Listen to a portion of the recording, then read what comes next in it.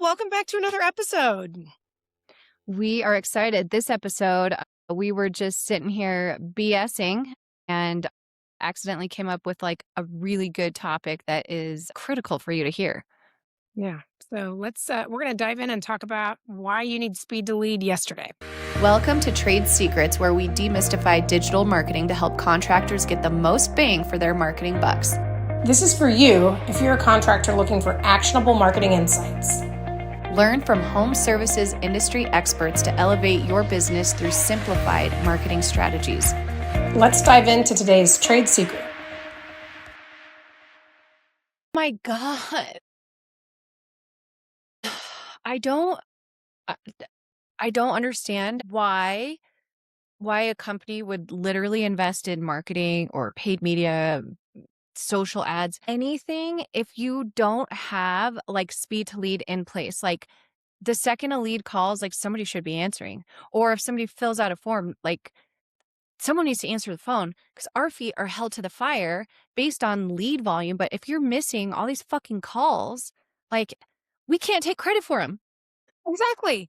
And it's like, it's so frustrating that we can lead a horse to water, but that is it. Like that after that, once we've driven that lead, it is out of our control. And it's so frustrating to work so hard to drive really qualified leads for our clients and then check later and realize in the CRM that the admin, not a sales guy, an admin called them back 45 minutes later. You know what? In 45 minutes, they've probably already spoken to 3 of your competitors and booked inspections or design consultations, and they've moved on to the next thing, and you are too little too late.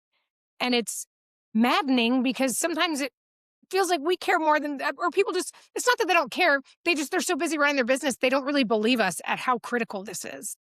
Yeah. Well, and I think they forget maybe as owners versus like being a customer. Like if their fucking sink was leaking and they Google someone, local 3-pack, they just call, I don't know. I think all of us have different like buyer behavior. Some people just click the first thing, which is an ad.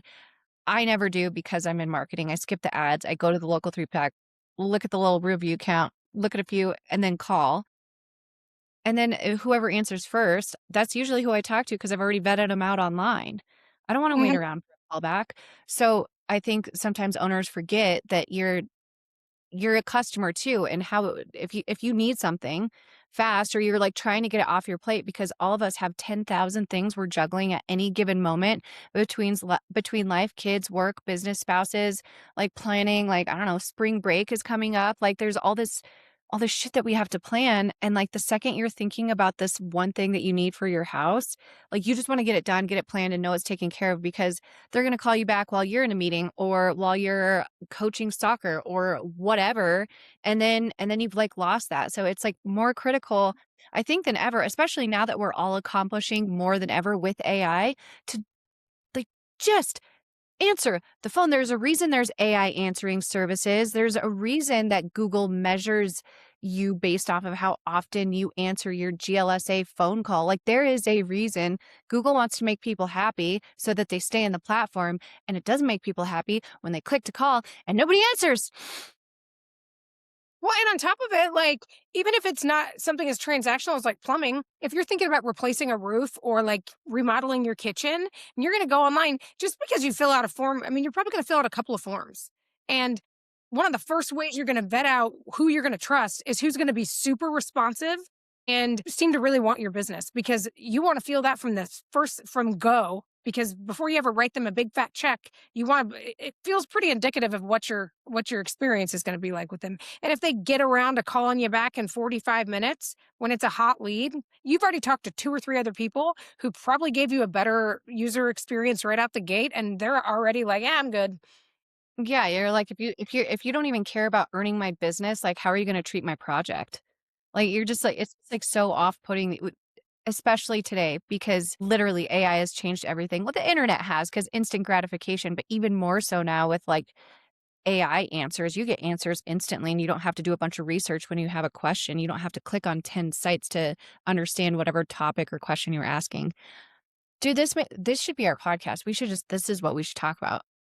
And you know what? I was thinking we should do there's too many other factors to make it clean data, but like a case study on our clients that have Callingly that like calls the lead instantly after they submit the form, a case study on how many of those convert, like you know what I mean? Versus and because we even have some clients that were testing it on some forms, but not all forms, but a case study on which ones of those converted, probably because they were contacted, like, instantly.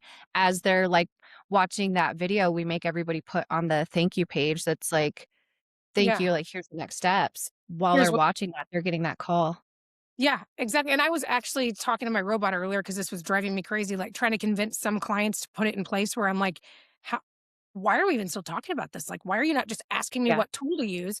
And the Yeah. numbers it was spitting back to me from HubSpot, which is a widely respected CRM that has data on companies all over the world, honestly. I mean, I need to look it up, we can put it in the show notes. It was like a 70% increase in booking rates for people that have speed to lead in place versus people that don't. So that's outside of our data set, but their data set's huge.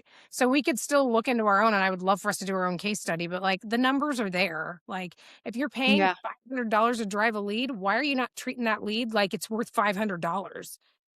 Dude, that is crazy. That is crazy, like, the cost per lead. Like, that when you think of it that way, just the way you said it, you paid $500 to get that phone to ring. It rings and, like, you don't answer, or we have some clients who have things set up where it's like, all leads go to this one mailbox, and this one mailbox is checked twice a day, like, "Nah, homie, like, that's not gonna work. That's not gonna work, that's not gonna cut it. No, no, don't do that." Whatever administrative task the person who owns that inbox is doing needs to stop immediately and they need to move, switch gears and call. But Yeah.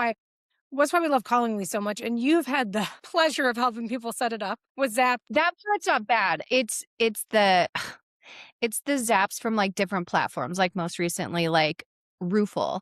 If someone fills out Roofle on your website versus, like, a generic form fill, you want your sales guy to be like, "Hey, thanks. I know you just filled out that instant roof quote. It's great. There's some other things we'd like to look at on your roof to make sure that it's accurate, yada, yada," whatever the talk track is. But, like, you have to set it up through a webhook, and it's totally different. Talk about, like, layup. You already have their address. They already got a quote. They're not like they don't have sticker shock. And then you call them immediately after they get that quote, and you already know that they filled that out. Like, I mean, it is pretty fantastic. Fantastic. It's a no-brainer. Well, the way it also sets up so it can email immediately to the salesperson, so they're calling them back and they can look it up and already tell what products they're interested in. You can even Yeah, yeah, yeah. what products they clicked through on. So you know, even like maybe they clicked the of the 3 prices that were in there, they clicked on the middle one and spent some time looking at it, you're already ready to talk about that HD shingle as they're picking up. So it's like Mhm. it's a no-brainer, but okay, because we Yeah. just jumped into this and didn't really even know what we were doing here, do you Yeah. wanna talk for a minute about just for maybe someone that's listening, it's like, what are you guys even talking about? Like, let's talk about Callingly being the one that we like to use. That's the Yeah. we've loved the most, and you've had the Yeah. pleasure of dealing with it, so you wanna just kinda talk about it a little bit? Yeah. So it's actually the only product that I know of. There's probably competitors out there, but Callingly, if you guys don't know, you integrate it with the forms on your website so that when a customer fills out one of those forms, it immediately calls that customer. Well, it calls whoever you put in your phone tree. It could be your admin or it could be your entire sales team, but Callingly takes the info from the form, immediately notifies whoever's first on the list. You can set a priority for the team members, and it'll rotate through to the next person until someone picks up. So, Callingly calls your sales team or your admin and says, "Devon is interested in looking for a roof in Highlands Ranch." And then you get on then it connects you to the customer, and it looks like you just called them when it was really Callingly the service. So then the customer picks up and you're like, "Hi, this is Amanda with the best roofing company ever. I see that you're interested in, a roof."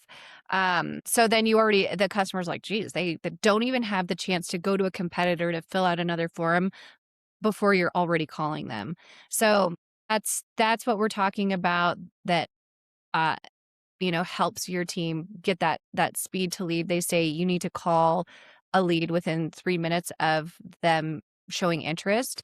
If they aren't calling you directly, this is through like a calendar booking, you can do it. But if they book, I mean, that's pretty fantastic. So you might have a different workflow for like your like a Calendly integration that's on your website. But for like Roofle or website form fills, I'm sure there's a whole bunch of other ones that you can connect to Callingly through Zapier. But and some people say Zapier. I don't know. There's one P, so I think it would be Zapier, but then you call it a Zap.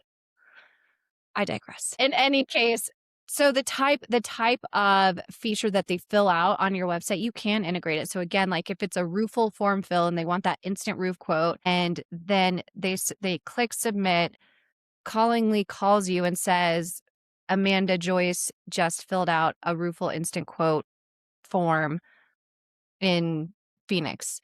And then the salesperson gets that whisper text before it then connects them to the actual customer. So your sales guy doesn't need to like go look up a phone number from a form submission. Your admin doesn't need to pass that on. I guess so that's what it is. And some of the pushback is we've had clients whose sales process is different. They have someone who vets out every lead and every phone call that comes in before it gets passed on to a sales team member. Um, and I'm just talking in the roofing realm right now since we were talking about Roofle, but a lot of times that's the workflow because the sales guys don't want a roof repair, and we always argue, well, what if they don't need a repair and they need a replacement? Or why don't you just build the relationship with the repair? Take the call. You never know who you're talking to. They could have rental properties, they could, there's so many anyways. So that's like some pushback that we've gotten some, and the technology has gotten better. Like sometimes it would assign, and then this is critical with Callingly specifically, is once a lead calls and is assigned to a specific sales team member, it will automatically call back that customer until they answer. Say they don't answer right away because they filled out the form and they're at work and they can't answer. um, Callingly will automatically call them back. I think it does another 4 hours. You can set it, and then after those 4 hours, maybe 24 hours or 48 hours, and then um, but you can set up a bigger series than that if you want to. Yeah. Um, That's great because we talked to a lot of contractors who are like, they get frustrated with the sales guy that like tries once or twice and gives up. Like this also keeps it top of mind for them while they're out living life. Like, it's going to keep trying to call them until they get them. yeah. Yeah, so it's a yeah, so anyway, so you don't have the problem of the multiple sales guys calling the same person and that person feeling harassed. That lead will be assigned, and say they do eventually like call you back and they like click call first on your website. They will have already been assigned a salesperson inside of Callingly. So you want an admin to look at that. If someone says, "Oh yeah, I filled out a form online," your admin should know, "Oh, okay, better look in Callingly to see who the lead was assigned to."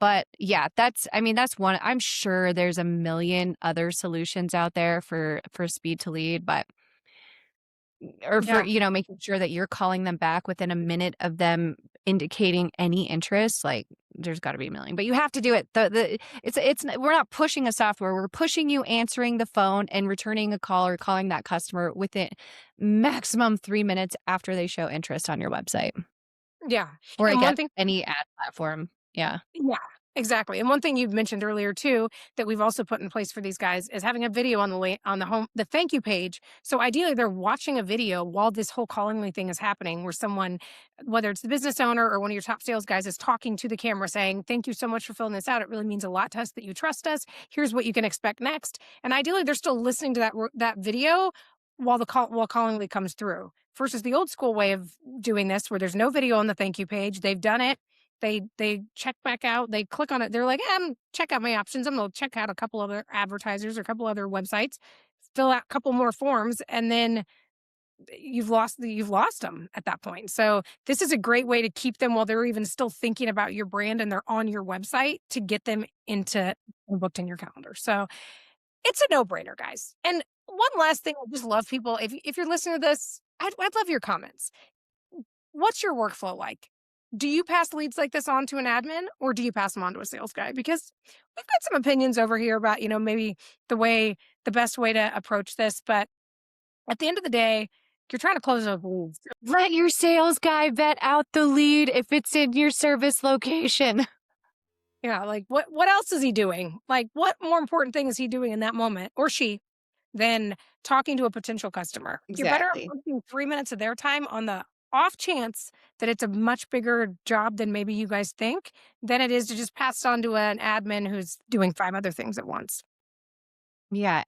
And I think it goes back to especially this day and age when there's so many contractors, there's so much information, you're already vetted out, you were lucky enough to get the call. Even if you think it's like a low margin job or not worth your time or you got a backlog, I don't understand why you wouldn't build the relationship now. Like you have an opportunity to build the relationship. And I mean, I think that's like one of the more critical things in the sales process these days. So, because they want to trust who they're working with this abundance of information out there. Because none of us really trust anything anymore. We're like, is that a scam? Did you pay to get a bunch of reviews? Are they real? Are they here? Like, truly. And then I don't know. I feel like we're all a bit more cautious and weary of any service, any contractor. We're like, is that AI? Is that real? Do you really do a good job? Did you buy those reviews? So, I would say build the relationship, like, it might not pan out to anything now, but Yeah. they'll remember you. We keep talking roofs, but, like, think about I mean, anybody who's maybe coming to the end of the life of their roof and they're just starting to need to patch it, or somebody who's just trying to, like, replace their site and to get through one more year to again, back to the relationship building. It's just a matter of time until they have to do it all, and do you wanna be the contractor that really made their day and made them trust you and that they're not even gonna go back to search results next time, they're just gonna look you up? Or do you wanna just pass that on because you didn't wanna waste your time having a conversation about a small job. Yeah. Yeah, and I'm sure, like, landscapers, like, I know it might seem like a small whatever, like, deck repair or, a French drain and not much now, but, like, again, it's like you just build a relationship, and then that kind of is an opportunity. Maybe they haven't even thought about things, and you get in their backyard, and you can be like, "Oh my gosh, you've got a perfect, like, yard for X, Y, and Z. Have you ever considered, a fire pit, an outdoor fire pit, or A kitchen. lighting or" yeah. Oh, yeah, an outdoor kitchen. I want someone to tell me where I could put an outdoor kitchen in my backyard. And yeah, the way they sell it to you, like, "Oh, you could do an outdoor kitchen here, get a little outdoor pizza oven in this spot. You can get a gazebo over here." I don't Yeah. have that kind of vision, so people that do, you can sell me pretty easily once you get into my house. Ask my husband. I think it was door to door with alarm systems, and I was like, "Yeah, that sounds good. Oh, it's 4K?" Before my husband was even home, I was like, "Yeah, let's do that." So anyway, it's just a matter of, you're the expert and you can see things that maybe the homeowner doesn't. You might get someone like me who has no vision, but knows that they want something cool like that. So we digress. Heck, this turned into one heck of a podcast when we were just trying to brainstorm. So I like what you said. We would love to hear your feedback. What's your sales process like? Are we just marketers who don't understand why you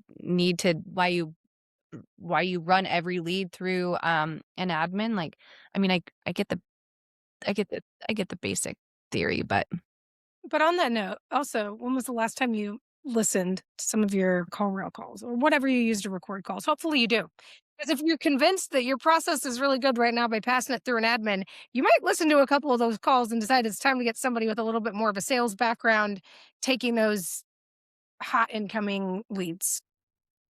Maybe it's got an that unpopular one. opinion, but it's My god, my who was experience. it where they had, like, this guy who had 6 buildings, and it was, like, across the street from the zip code of their service area, and we just would listen to the admin turn them away on a hard and fast rule, and the person was like, "But I mean, I have 6 buildings that I'd really like you to look at," and that was, like, siding, roofing for a multifamily. Exactly. Yeah. So, consider that. Consider you don't know what your admin is, necessarily relaying. I mean, we've heard some incredible, incredible, like, admins who have, like, got the company down, and I think they're half the reason that some of the jobs get sold, so not discounting that at all, but, But you it's know, really dependent on the checks person and answering balances. the phone. Yeah, and yeah, exactly, checks and balances and lots of training because they're doing so much more than just answering the phones. They're the first line of defense for the whole company, and they're the first interaction a lot of folks have. So what kind of impression are they leaving, and what's their close rate? What's their book rate? It's a great metric to consider.